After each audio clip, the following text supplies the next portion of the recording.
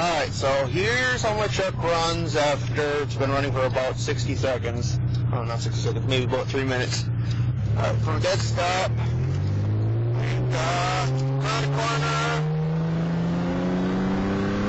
Ford 35. So exactly up to that point. I was around the corner from a dead stop to 35.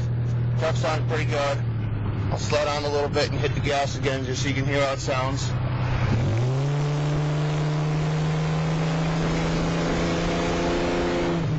That's how it sounds when it's totally cold. Runs, in my opinion, like a fucking champ. But after I've been driving around for a while, it'll start to bog down. I will make another video of when it starts to bog down if I can get it to do that in the time that I have gas for. And I will let you know. Back in a while. Alright, here comes video 2, 0 to 35 from a pretty much dead stop.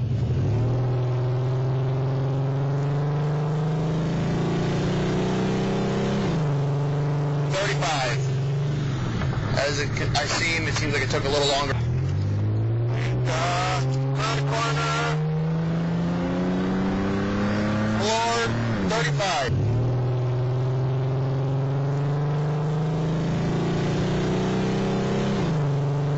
35.